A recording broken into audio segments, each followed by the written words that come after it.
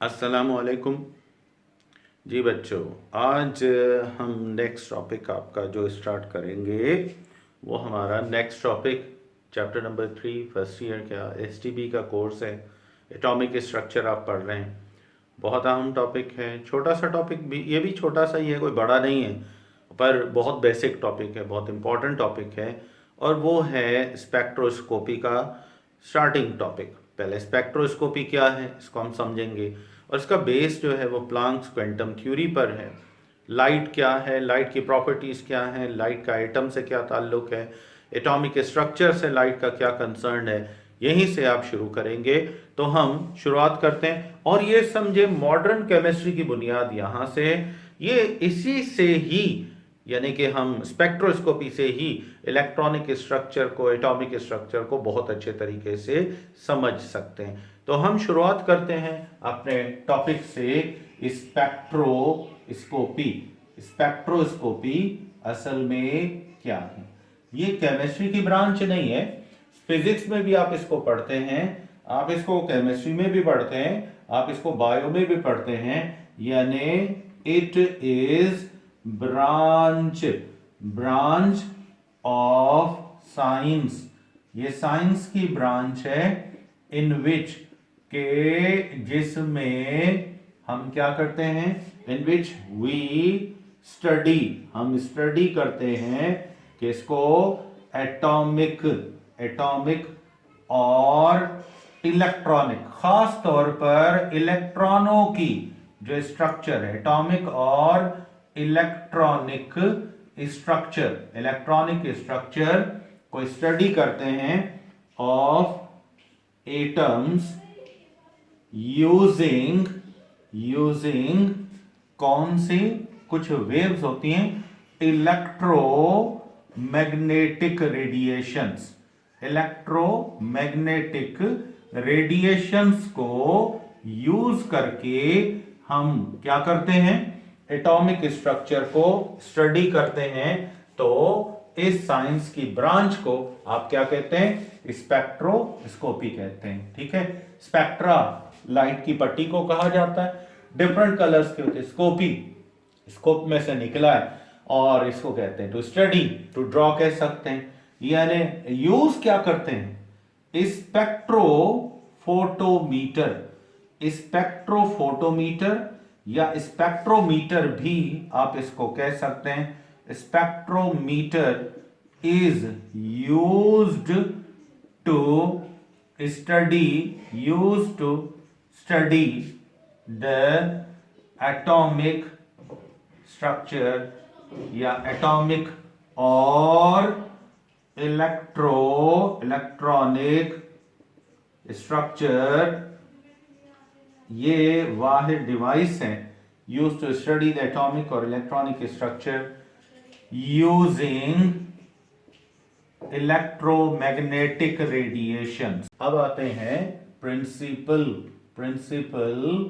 Of spectroscopy. यानी spectroscopy का basic principle कौन सा है? हम कह सकते हैं कि according to modern science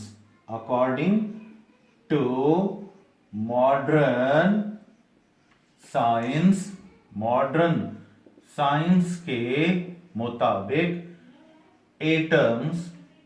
atoms जो हैं कैन एब्जॉर्ब, ये एब्जॉर्ब भी कर सकते हैं, और इमिट या फिर इमिट कर सकते हैं लाइट। ये इनका उसूल है, लाइट एब्जॉर्ब भी करते हैं, इमिट भी करते हैं, डिफरेंट एटम्स जो होते हैं। ठीक है, और ये, ठीक है, दिस इमिटेड लाइट और absorbed light is passed through prism. इसको अगर जो एटमों में से लाइट खारिज होती है या एब्जॉर्ब होती है, प्रिज्म में से गुजारी जाए तो फिर through prism and A spectrum, फिर उससे क्या बनेगी, स्पेक्ट्रम बनेगी। स्पेक्ट्रम इज ऑब्टेन्ड, ये हमें मिलेगी। इट इज कॉल्ड, इसको फिर आप क्या कहेंगे, कॉल्ड एज एटॉमिक स्पेक्ट्रम। इसको फिर हम कौन सी स्पेक्ट्रम कहेंगे, एटॉमिक स्पेक्ट्रम कहेंगे। यानी एटम जो है वो different types of light absorb भी करते हैं, इमिट भी करते हैं, और ये लाइट जो है अगर एटमों में से इमिट या एब्जॉर्ब होती है, इसको प्रिज्म में से गुजारा जाए तो वो स्पेक्ट्रम बनेगी। उस स्पेक्ट्रम को आप क्या कहेंगे, ये उसको आप कहेंगे एटॉमिक स्पेक्ट्रम, उस एटम की स्पेक्ट्रम आप कहेंगे, ठीक है। और याद रखें कि डिफरेंट, अगर एटम क्या है, डिफरेंट है, different atoms of elements, different elements के एटम्स जो हैं इनके लिए ये कह रहा है प्रोड्यूस, ये प्रोड्यूस करते हैं क्या, डिफरेंट स्पेक्ट्रा। ये याद रखिएगा, ये डिफरेंट, हर एक एटम, हाइड्रोजन का एटम, इसकी अपनी स्पेक्ट्रम होगी, लाइट अलग इमिट और एब्जॉर्ब करेगा। जो यानी कि लाइट इमिट या एब्जॉर्ब नाइट्रोजन का एटम करेगा वो हाइड्रोजन का नहीं करेगा, जो हाइड्रोजन का करेगा वो नाइट्रोजन का नहीं करेगा। तो इसलिए हर एटम एक मखसूस स्पेक्ट्रम बनाएगा, स्पेक्ट्रल लाइंस बनाएगा, और ये हर एटम के लिए क्या होंगी, ये फिक्स होंगी। ये कभी भी नाइट्रोजन जो इमिट और एब्जॉर्ब लाइट करेगा वो हाइड्रोजन का नहीं करेगा। और एटम किसके जरिए लाइट इमिट या एब्जॉर्ब करते हैं, तो एक्चुअली ये इलेक्ट्रॉन्स होते हैं, इलेक्ट्रॉन्स के थ्रू ये लाइट इमिट भी करते हैं और एब्जॉर्ब भी करते हैं। तो डिफरेंट एटम है, डिफरेंट लाइट इमिट या एब्जॉर्ब करते हैं।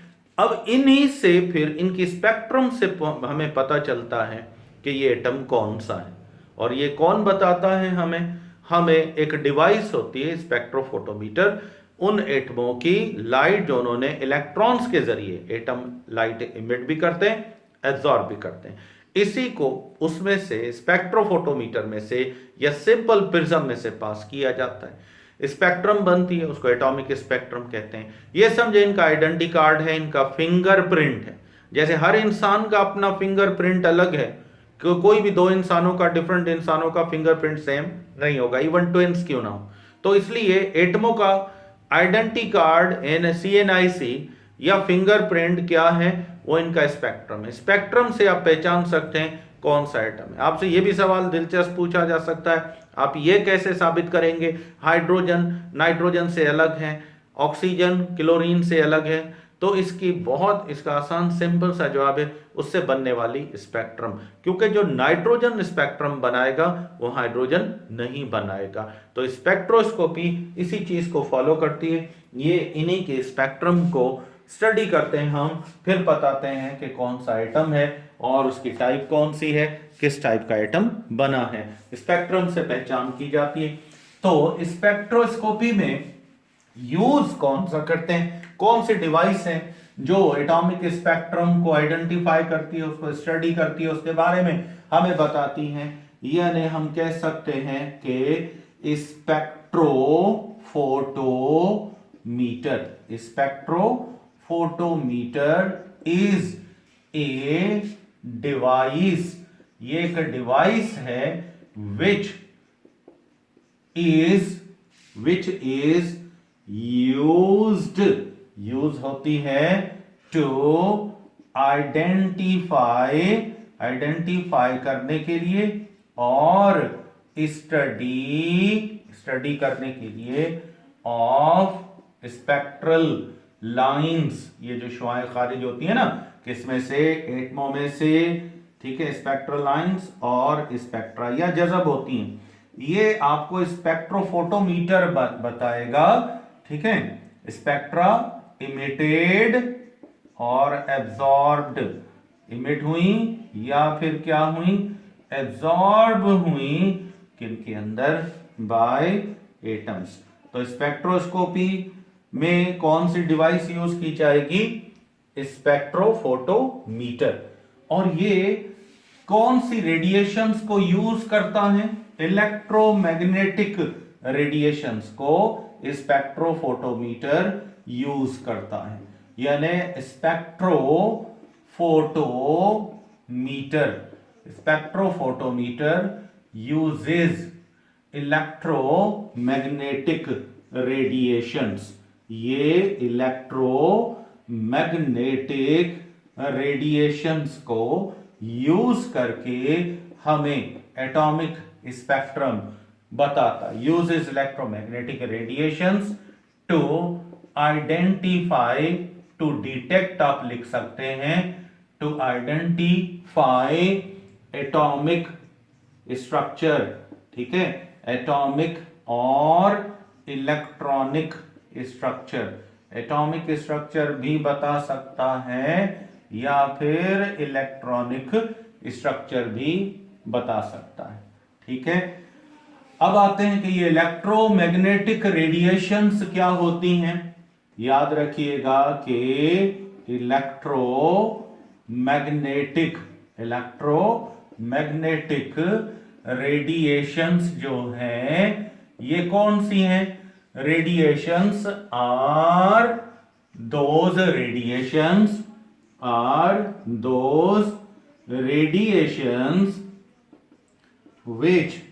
रेडिएशंस और रेज भी कह सकते हो, विच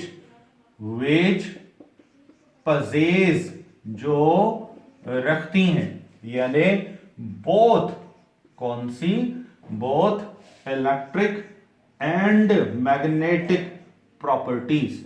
इलेक्ट्रिक प्रॉपर्टीज, चार्ज प्रॉपर्टीज, ठीक है, चार्जेस वाली प्रॉपर्टीज भी रखती हैं, एंड मैग्नेटिक और मैग्नेटिक प्रॉपर्टीज भी रखती हैं।